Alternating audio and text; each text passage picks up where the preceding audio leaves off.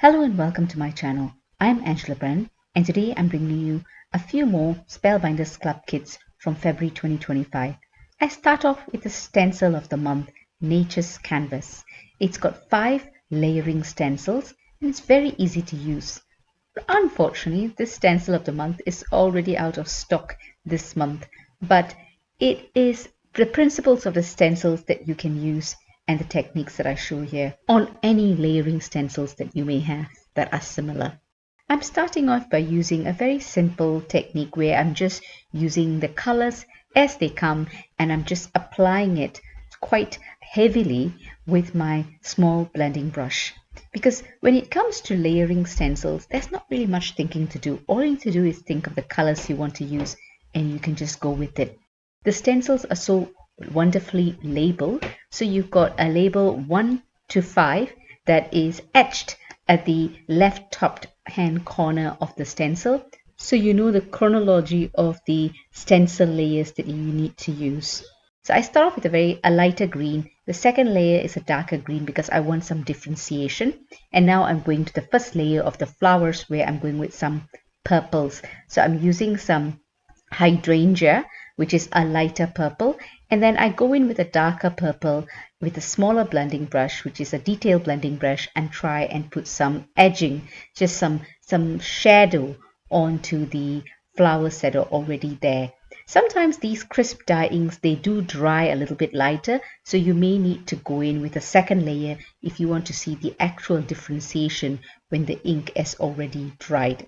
So having different size blending brushes certainly helps when you're doing some stenciling.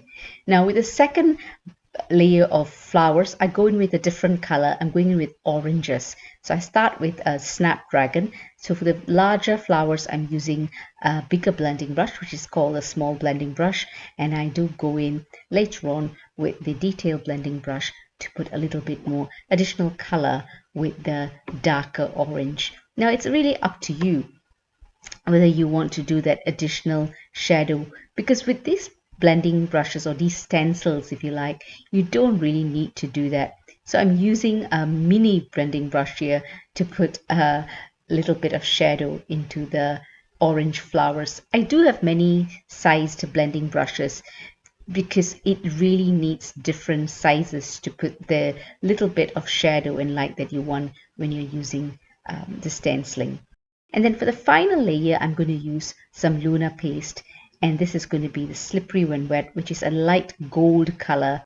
And remember, with this Luna paste or any paste that you use, after you've applied the paste as lightly and thinly as you can return all the excess paste back into the container and do either soak or wash your stencil immediately, because you don't want that paste drying on the stencil because it'll ruin it, because it'll dry hard and ruin the stencil for the next use. So wash it immediately and then leave the panel to dry so that it will not smudge the paste. So leave it aside. I tend to leave it aside for at least an hour and I get on with the next stenciling. The next stenciling here, I'm using the same layering stencil, but this time for the first layer of the foliage, I'm using 3 different colors. I'm using a teal, a lighter teal, as well as a green. So, and then for the second layer of the foliage, I use the same color families but darker colors because I wanted some differentiation to the foliage.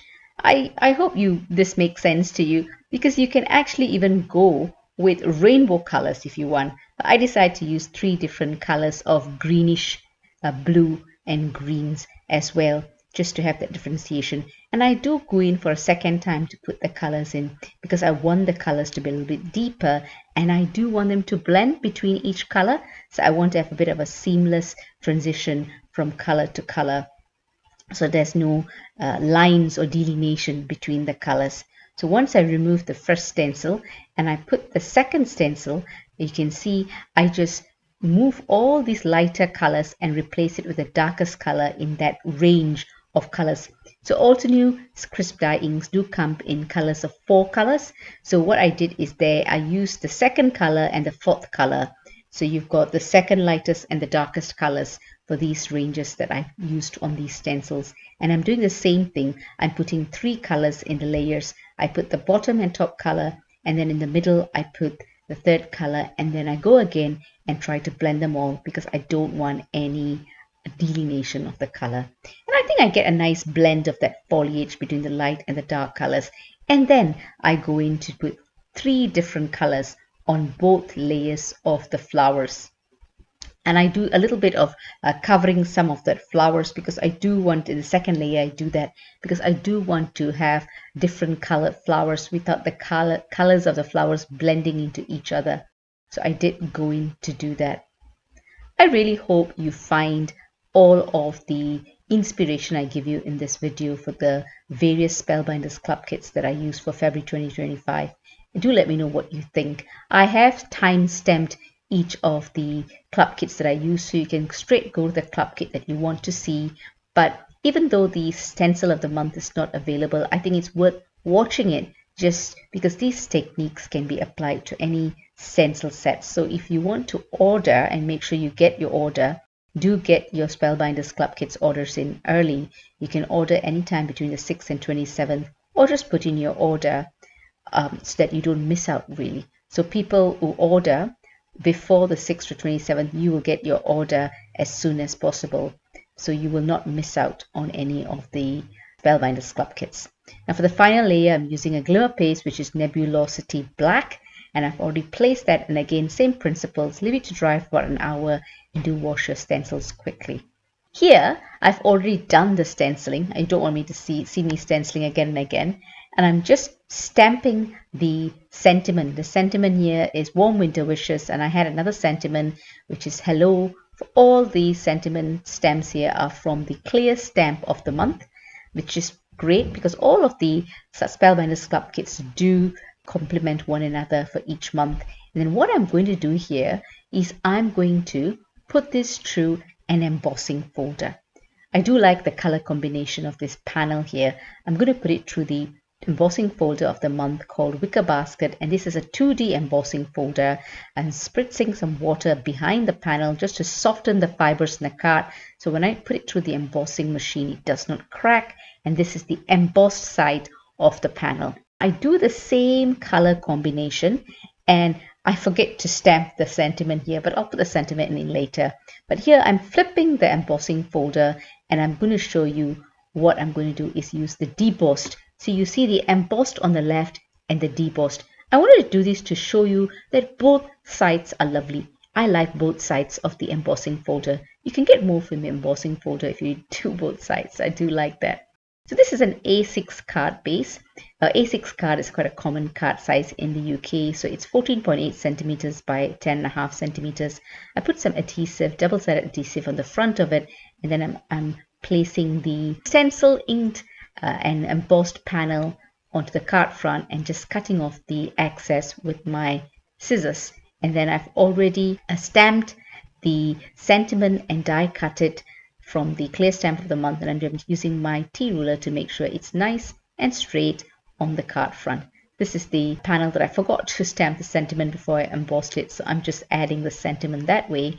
And then this other card here, as you can see on the right, the sentiment was already stamped before I did the embossing. This is just to show you can have different backgrounds like that, and I think they both look nice. I like how both cards turned out. I like the color combination. Now the lunar paste has already dried, so I'm going to do some ink splattering with my metallic watercolor, and I'm using a splat box here to protect my craft space. Just a little bit of gold splatter, and here I'm doing some black splatter just to go and match the centers of the flowers, the one that I use for the final stencil. And I initially put a little bit and then I add a little bit more, because the thicker your consistency of the paint, the smaller your splatter. You put a bit more water, you get slightly larger splatters. So it's worth testing out the splatters on scrap pieces of paper before you do that. And here are all the cards that I created with the stencil of the month. I kept it really simple. You can go to town with this and do a lot more stenciling techniques, but I just wanted to show you a few different color combinations that I've used here. And I'm going to move on to the next Spellbinders Club Kits, which is the wax seal of the month. The February 2025 wax seal of the month is Lush Leaf, and it comes with the fern wax seal beads. So it's a lovely green that goes with the leaf theme. So here I'm just warming up my non-stick wax seal spoon, and I'm placing some of the wax seal beads in there to melt. I pour the wax seal, the melted wax seal, onto a non-stick mat in an oval shape as best as I can, and then I'm going to place my wax seal onto it, press it, make sure the impression goes nice and deep, and leave it. I use a flame to get rid of all the bubbles, and once it's dry after about a minute, there you go. I've got a lovely image of the lush leaves. Now I'm doing it again, but this time I'm warming up my wax seal spoon, as you can see. Not too hot, warm enough to touch. Then I'm going to put the melted green fern wax seal beads onto it and scrape it out, so it goes into the grooves of the wax seals. So that's the leaf image. So I'm going to leave that to dry because I want that to dry before I'm going to impress it onto the melted white shimmery wax beads. So now the white wax seal, I'm going to pour that into an oval shape as best as I can, and I'm going to impress the green leaves onto it, and I'm going to leave it to dry for about a minute. You don't need too long on these things. Leave it for about a minute and then slowly move it, and then you've got the beautiful green images. Now this doesn't happen with all the wax seal beads, but this works so beautifully on this. Just remember not to heat up your wax seal too much, just a little bit, probably about 20 to 30 seconds. And here I'm going to put that wax seal together. I went ahead and did some wax seals where I mixed the gold with the green just to create some different colored wax seals. And I'm putting this embossed 3D embossing folder from January 2025 onto the front of this card, A6 card, and I'm going to place 3 of those wax seals. That's mixed colors. I do like to have mixed colors wax seals, which is the gold and the fern, and I'm going to use the circular adhesive on the back of it, place it onto the front of that embossed card panel, and the thank you sentiment is from the negative hot foiling from the Better Press of the month. So Better Press plates can be hot foiled as well. So this is that negative hot foiling. I do demonstrate how I use the Better Press of the month hot foiling as well as letterpressing in another video, and I'll link that in the description below so you can check that out and see how I get these sentiments done as well as the main image of the Better Press of the month. I do love how this card turned out. That 3D embossing folder background is simply gorgeous. Here I've done some embossing, debossed and embossed with the embossing folder of the month from February 25, the 2D embossing folder called Wicker Basket, and I've done the same thing. I've done both because I wanted to see which one I liked better with the shimmery gold card. Not all embossing folders look good embossed and debossed, but this one I think looks good both ways, which is why I did both to check it out. And I did like the embossed one better, so I've attached it to an A6 card. And the sentiments are from the clear stamp and die of the month from January 2025. I'm just attaching that green fern wax bead of the wax seal on the front, and I've got a very beautiful sentiment smile and a sub sentiment from that same January 2025. I could have used the sentiment from February 2025, but I like this sentiment better.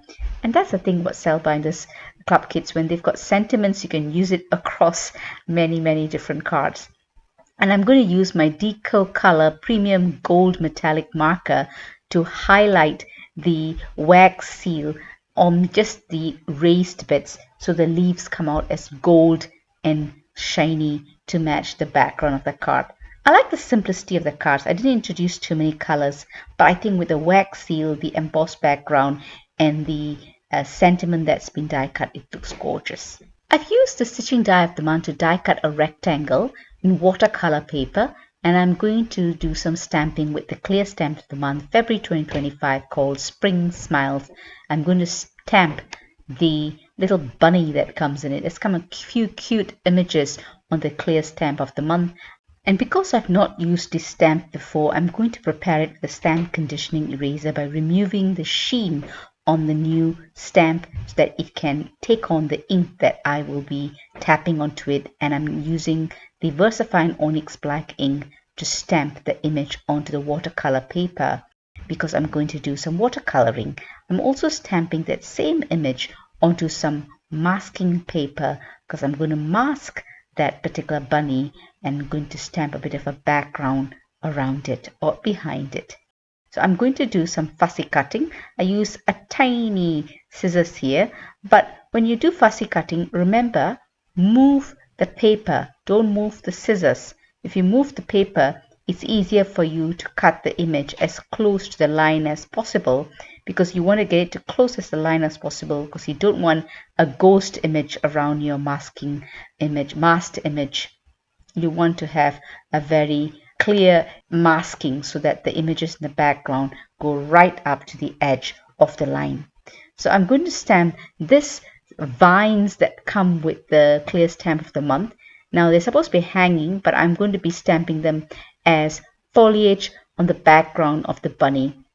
And I'm going to use 3 different greens from Versafine Clair ink pads. So I think I used the Shady Green or Shady Lane, Rainforest, and also another lighter yellowish green. So I used 3 different colors because foliage, when you look at a bush or you look at foliage, they don't all have the same green. So I just want to do a bit of a variation, and then I'm going to do some very loose watercoloring. I'm not great at watercoloring. I'm not very confident with it. But when it comes to loose watercoloring, I think I'm a little bit better at it because there is no precision required. You just need to be just slapping some color in and put lots of water in. And that's why I like to use watercolor paper when I do this because it can really handle the excess water. I hope all these different ways that I'm using the various Spellbinders clips inspire you to give it a go and try out the various techniques that I've used and realize that you don't have to be amazing at a particular technique, but just give it a go and then you can see how amazing you are at it. So the ink that I use to stamp the bunny is watercolor friendly. The Versafine Clair ink Versafine ink here is watercolor friendly, and I'm also stamping the sentiment with the Versafine Clair, but I'm going to do some heat embossing with some clear embossing powder because when I do my paint, I'm going to make sure that that embossing area of that sentiment resists all the paint and it stands out. So here I'm using the Artist Watercolor 24 pan set from Also New to do some really light loose watercoloring with some really light hand of the colors that I'm really watering down, which is the black and the pink primarily. And I also end up coloring quite a bit of that flowers and foliage in the background just to give it a little bit more color. My watercoloring is not amazing, as I said. You could color it in so many different ways. I kept the bunny really light. You could have a brown bunny, you could have a darker brown bunny, or even a white bunny. So I've just kept it really light because I didn't want to get too fussy about the bunny. I wanted the foliage to really stand out. I hope you enjoy this video. If you do, please give it a thumbs up and consider subscribing. And when you do subscribe, please press the notification bell so you're alerted when new videos are uploaded. Sorry, my head is coming into the view of the video because I get too close to make sure I get the images, all those little flowers and foliage colored properly. They're quite tiny and a little bit hard to see. I do have other Spellbinders Clubkits videos in my YouTube channel. My YouTube channel is Angela Brennan Creations. Do check it out because I do lots of Spellbinders Clubkits as well as their regular club releases. What I'm doing now is I'm just putting a very light color wash of green, which is going to be the background at the bottom bit to represent the grass or the greenery where all of those foliage and flowers grow. And there, when I go over the sentiment, the embossed areas will repel it, the paint. Here are the 2 other images that I've already colored very lightly, and I'm using the coordinating dies that come with the clear stamp and die of the month to die cut them. And this little blue frame is from the stitching die of the month. And again, I've got another video that I'll link in the description below where you can see how I use the stitching die of the month. And I'm going to be stamping the sentiment directly onto the A6 card front, and that way I know exactly where the frame can go. All the products I've used in this video I've listed in the description below to the best of my abilities. There's only so many items that I can list, but I think all the key items I've listed below, so you can check that out. Here's a panel that I've already done some stamping, and you can recognize that that's from the clear stamp of the month, and I'm doing some ink blending with some distress inks, peeled paint, as well as tumbled grass for the foliage, which is the greenery at the bottom, and a little bit of the sky. So it's a really small rectangle, and I'm going to be placing that in the middle of that stitched panel frame, and I'm going to place that two little bunnies that I've already lightly colored onto it. Easy enough. It's a simple card, but I like using that frame from that stitching die of the month. I think it looks really gorgeous, and you'll see me use it again for another panel. The thing about these frames is you don't have to use it only for this month. You can keep and use it for many different cards that you do. And that's why I do like frames, and whenever Spellbinders Club Kits come with frames, you can use it for a long time to come. And here's another image here. You saw me stamp this image and color it, and I've got another larger frame from the stitching die of the month. And again, as I mentioned, the stitching die of the month is a separate video that I've done, and check out the link below in the description so you can see how I use that. So I'm just die cutting another image to cover all that stitching, placing that rectangle panel in the middle of that stitched frame, and I'm going to make a shaped card. So I've got another two frames here. I'm going to just stick them together. I don't show you all the details. I'll show you how you do this again in the stitching die of the month video. And I'm scoring it so it can open to write your message. And there you go, you've got a shaped card.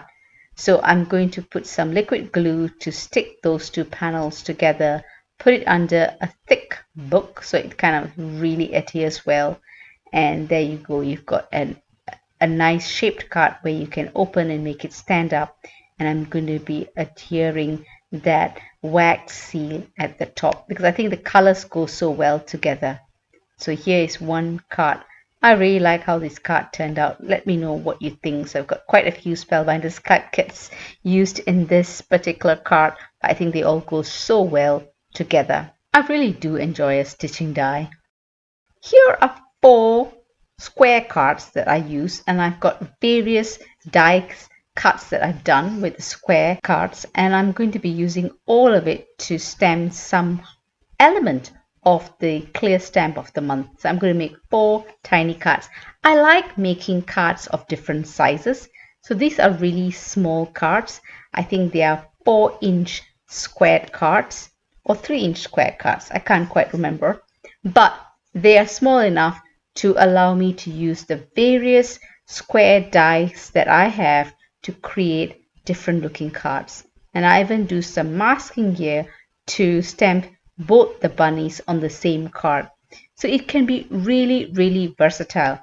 If you don't like coloring, watercoloring, painting, whatever, you can even just stamp them on Versamark ink with white embossing powder or gold embossing powder onto colored card and die cut them and just place them, or even not die cut them and just place them. It's so versatile on how you can use these clear stamps. So what I've done is I've done some masking here, and I'm doing some ink blending, very light really. I'm going to use the same tumble glass as well as that peel paint just to get that little bit of greenery at the bottom and some sky, and then some shabby shutters just to get a little bit of lighter green in the middle.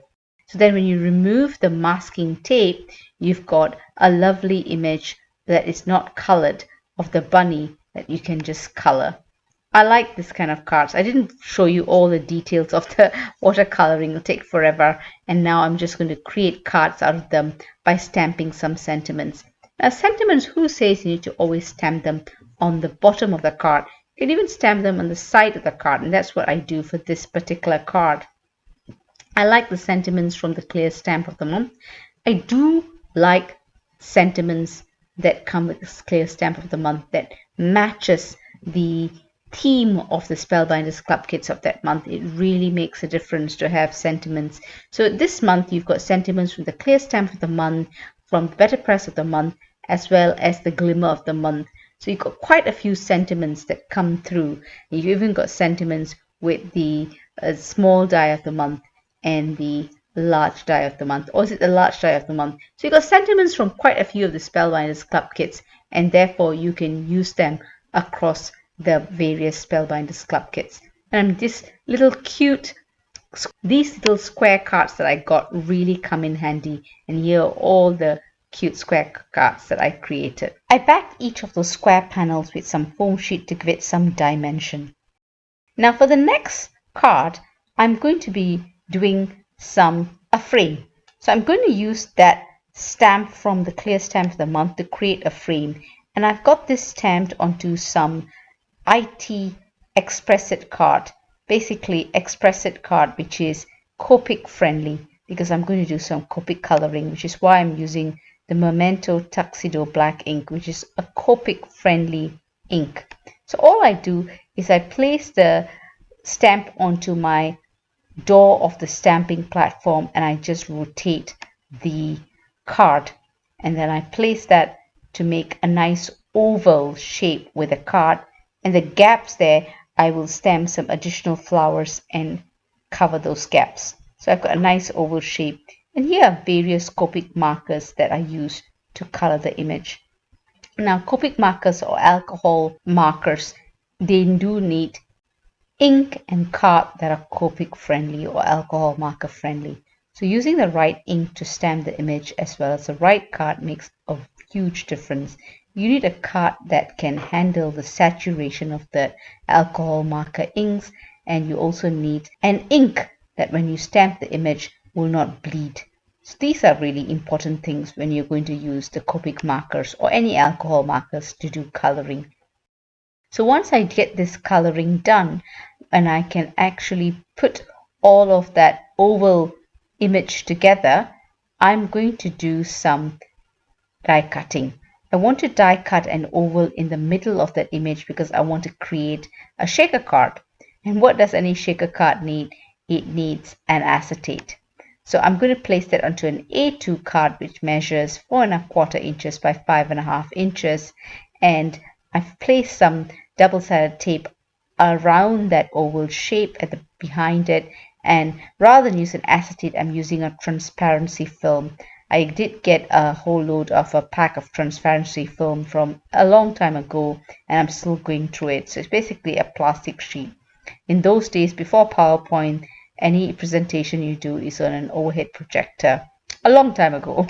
So that's what I have here. It's a transparency film which will hold on to all that shaker elements in place while I'm placing some foam strips alongside that oval shape that will be the shaker card frame.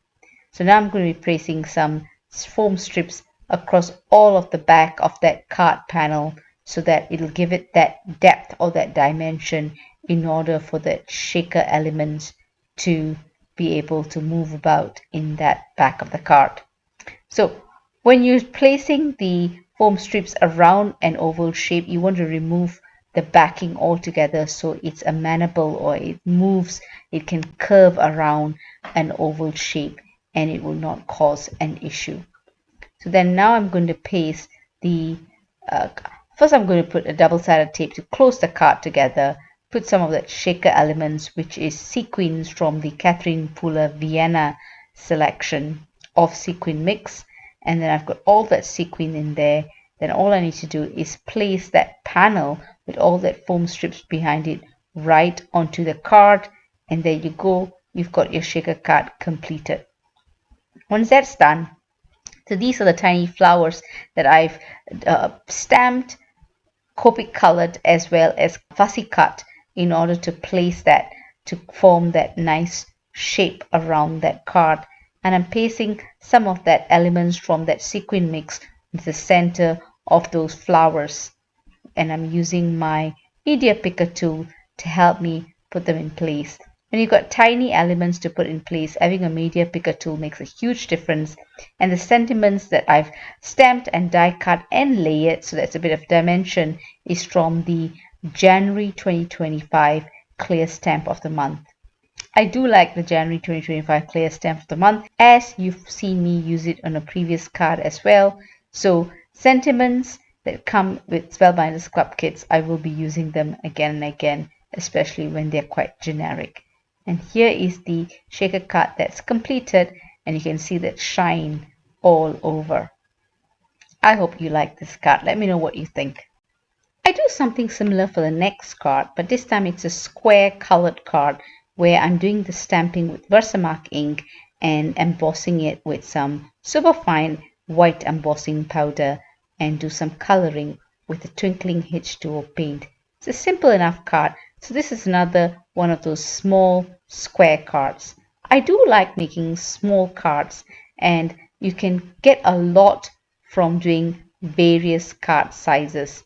I do like to challenge myself to do different card sizes to see how the elements from the Spellbinders Clubkits can fit into them.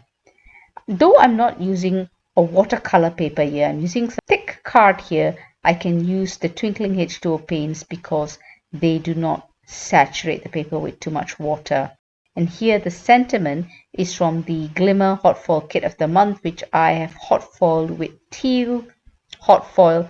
I've layered it, and that's the great thing about having coordinating dies with your sentiments, and I'm placing it in the middle of that little square using my T ruler to make sure it's nice and straight. These small square cards are nice and easy to mass produce. I'm layering it onto another slightly larger white square card before I place it onto the base card, just to give it a little bit more layering. And I do use double-sided tape to do a lot of this layering because that's what I'm comfortable with. If you're comfortable with liquid glue, go right ahead, but you just need to be comfortable with the adhesive that you use. There you go. This card is nice and complete. And here are all the cards that I've created in the clear stamp of the month as well as the wax seal of the month. Lots of square cards. Quite a few. I think I've made 5 tiny square cards, and I do like the small images that go with it. Loose watercoloring is something I do like doing. And here is a shaker card as well. Any chance to make a shaker card, I'm right in there, and I do like mixing in my stitching die. And this month the stitching die is a frame which, as I mentioned previously, you can reuse many times, because frames, you can use a frame for any card, and some embossing folders that I've used with the wax seal of the month. I really hope you found inspiration with all the cards that I've created, and here are close-up pictures of all the cards that I've created. Remember, all the products I've used listed in the description below for your ease of reference, and if you want to get Spellbinders Club kits, do get your bookings or your orders in by between the 6th and 27th of each month, but do get on the Spellbinders subscriptions, links in the description below, so you don't miss out on any of the subscriptions. Like this month, you've got the Spellbinders Stencil of the month that is unfortunately out of stock, but you can get the other kits. But in order to make sure you get the kits, do get your orders for the subscriptions in as early as possible. Thank you so much for stopping by. I really appreciate all the comments you give me, good or bad. As long as they're constructive, I do appreciate them. Happy crafting when you get your Spellbinders Club kits, and I'll catch you at my next video. Do take care.